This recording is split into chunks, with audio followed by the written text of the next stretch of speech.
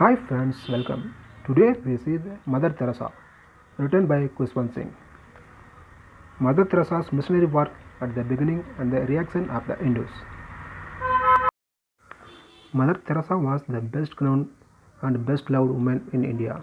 She was loved by the poor and the neglected and admired by Hindu, Muslim and Christian alike for her total commitment to the poor. Her mission in life was to help the dying poor die in dignity. In 1952, she was offered two spacious dormitories adjoining a Hindu temple by the Corporation of Calcutta, and she called this house Nirmal Hridaya, Sacred Heart. Orthodox Hindus did not want the creation of a Catholic institution within the temple complex. The Brahmin priests organized demonstrations and yelled slogans demanding that the Catholics be thrown out. Mother Teresa told them that they could kill her if they wanted to do so, but appealed to them not to disturb the inmates. When they understood that one of the inmates was a Hindu priest, they changed their attitude towards her. One priest enters the home and prostrated at the feet of Mother Teresa, saying that she was a goddess. In both dormitories there were 3 rows of low steel frame beds. There was an image of the Virgin Mary above the entrance.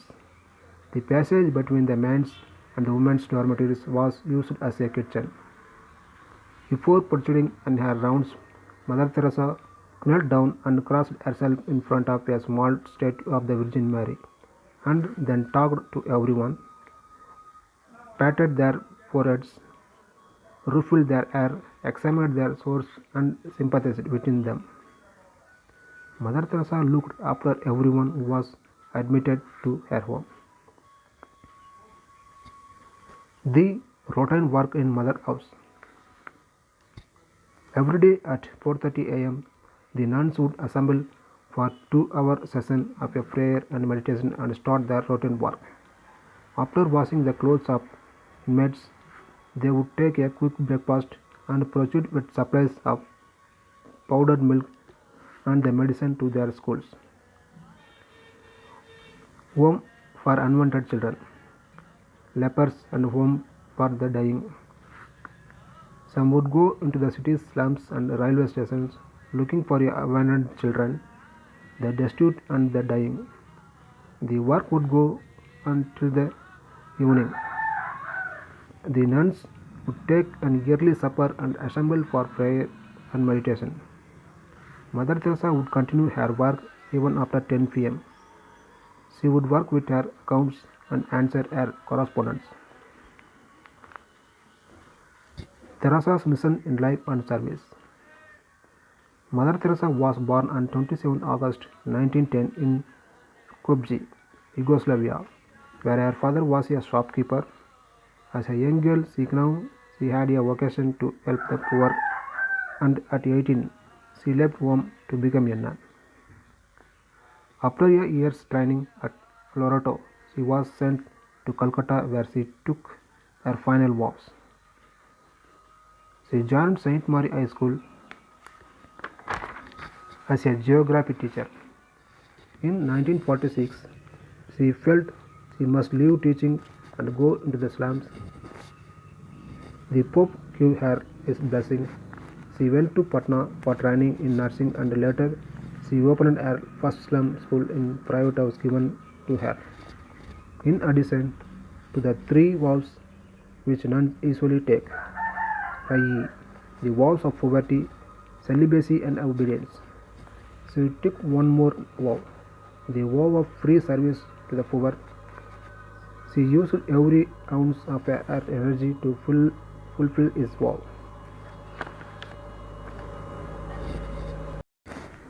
To a question why she had never bothered to convert anyone in Catholicism, she replied that conversion was not her work, and her work was to bring people to God. Since she was sent to India, she directly Indianized herself. She followed the Indian way of life by wearing Indian sari, eating Indian food, and speaking Indian language Bengali fluently and squatting cross-legged on the floor. Money was no problem for her because she had successfully roused the conscience of the well-to-do towards their poor neighbors.